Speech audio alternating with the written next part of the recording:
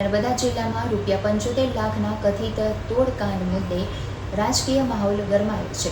આ મામલે સાંસદ મનસુખ વસાવાએ ચોંકાવનારું નિવેદન આપતા જણાવ્યું હતું કે સરકાર જો તેમની વાત નહીં સાંભળે તો તેઓ ભાજપમાંથી રાજીનામું આપી દેશે। નર્મદા જિલ્લામાં તોડકાંડ મુદ્દે રાજકીય ગરમાવો ચરમસીમાએ પહોંચ્યો છે। ભરૂચ નર્મદા જિલ્લાના સાંસદ મનસુખ વસાવાએ સરકાર, અધિકારીઓ અને રાજકીય નેતાઓ સામે ગંભીર આક્ષેપો કર્યા છે। સાંસદ મનસુખ વસાવાનો આરોપ છે કે પ્રધાનમંત્રીના કાર્યક્રમ દરમિયાન થયેલા ખર્ચ મુદ્દે ₹75 લાખ રૂપિયાની માંગણી કરવામાં આવી હતી। સાંસદ મનસુખ વસાવાએ જણાવ્યું હતું કે કાર્યપાલક એન્જિનિયરે ચેતર વસાવાએ ₹75 લાખ રૂપિયાની માંગણી કરી હોવાની સ્પષ્ટ કબૂલાત આપી છે। જ્યારે બીજી તરફ નર્મદા જિલ્લાના કલેક્ટરે ચેતર વસાવાએ કોઈ પણ પ્રકારની રકમની માંગણી કરી નથી એવું સ્વીકાર્યું હોવાનો વિડીયો સોશિયલ મીડિયામાં વાયરલ થયો છે। આ પરસ્પર વિરુદ્ધ નિવેદનોને કારણે સમગ્ર મામલો વધુ ગૂંચવાયો છે અને રાજકીય ખેલમાં સરકારી અધિકારીઓ પણ ચિંતામાં મુકાયા છે। સાંસદ મનસુખ વસાવાએ જણાવ્યું છે કે તેઓ આવતીકાલે નર્મદા જિલ્લાના કલેક્ટરને રૂબરૂ મળી સમગ્ર બાબત અંગે ખુલાસો માંગશે। સાંસદ મનસુખ વસાવાનો વધુ આરોપ છે કે સરકારી અધિકારીઓને દબાણમાં લઈને સંકલનમાં સવાલો ઊભા કરી ₹75 લાખ રૂપિયાનો તોડ કાઢવાનો પ્રયાસ કરવામાં આવ્યા છે। આ મામલે જો સરકાર સાંસદની વાત નહીં સાંભળે તો તેઓ ભાજપમાંથી રાજીનામું આપી દેશે તેવી ચીમકી પણ આપી હતી। ભરૂચ અને નર્મદા જિલ્લામાં એકવાર ફરી સાંસદ મનસુખ વસાવા અને ચેતર વસાવા આમને સામને આવી ગયા છે। જો સાંસદના આક્ષેપોના આધારે ચેતર વસાવા સામે ખંડણીની ફરિયાદ નોંધાય તો તેમની મુશ્કેલીઓ વધી શકે તેવી શક્યતા વ્યક્ત કરવામાં આવી રહી છે।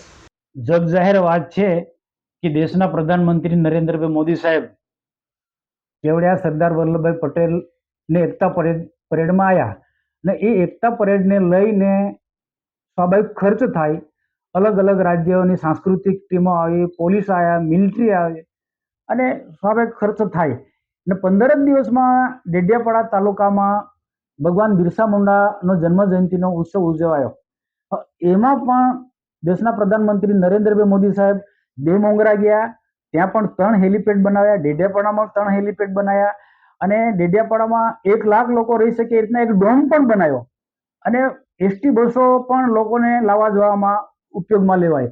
તો આવા બંને કાર્યક્રમમાં સ્વાભાવિક ખર્ચા થાય અને દેશના પ્રધાનમંત્રી આવતા હોય એટલે બધી જગ્યાએ અહીંયા પૂરતું નહીં, ગુજરાત કે પછી નર્મદા જિલ્લા પૂરતું ક્યાંય પણ પ્રધાનમંત્રી જતા હોય ને આવા કેટલીક વખત ઝડપથી કાર્યક્રમ, ઉતાવળે કાર્યક્રમ થતા હોય તો એ ખર્ચાઓ એ થાય। તો આ ખર્ચાને લઈને ડેડિયાપાડાના ધારાસભ્ય ચૈતરભાઈ વસાવાએ જિલ્લા સંકલન સમિતિમાં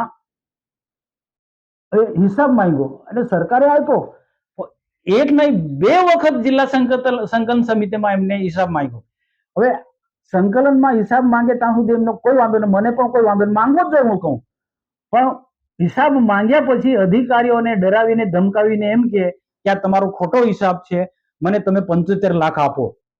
એટલે અધિકારીઓ ગભરાઈ ગયા। કાર્યપાલક ઇજનેર મોદી જે છે ત્યાં નર્મદાના પાસે 75 લાખની માંગણી કરી અને એ કાર્યપાલક ઇજનેર મોદીજી નર્મદા જિલ્લાના કલેક્ટર પણ મોદી સાહેબ છે, તો એ કલેક્ટર મોદી સાહેબની વાત કરી તો એ જ દિવસે ઉપરાષ્ટ્રપતિ કેવડિયા આવ્યા હતા, ત્યાંથી પછી એમને વિદાય કર્યા। કલેક્ટરે મને અને જિલ્લા ભારતીય જનતા પાર્ટીના પ્રમુખ નીલ રાવને બોલાવીને કીધું કે ધારાસભ્ય ચૈતરભાઈ વસાવા અમારા કાર્યપાલક ઇજનેર મોદી પાસે 75 લાખની માંગણી કરે છે। કલેક્ટરે સામેથી કીધું હતું, મેં નથી પૂછ્યું, મને તો ખબર પણ નથી। સંકલનમાં પ્રશ્ન પૂછ્યા પછી 75 લાખની માંગણી કરે છે એ વાત નર્મદાના કલેક્ટર મોદી સાહેબે મને કીધી। મારી સાથે જિલ્લા પાર્ટીના પ્રમુખ નીલ રાવ પણ હતા અને બાકીના અન્ય અધિકારીઓ પણ હતા। આ બધાની હાજરીમાં કલેક્ટરે વાત કરી છે અને ત્યાર પછી બીજા દિવસે આનો પ્રયત્ન હતો કે કોઈને કોઈ રીતના દબાવવાના।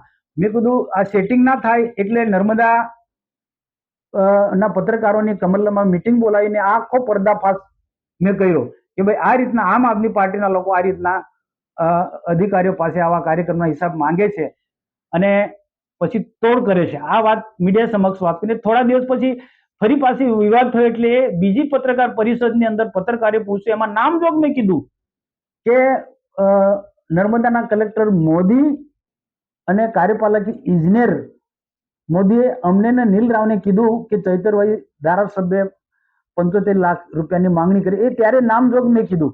તો ત્યાર પછી ધારાસભ્ય ગઈકાલે નર્મદા કલેક્ટરને મળ્યા, એના મિત્રો સાથે મળ્યા, આવેદનપત્ર આપ્યું.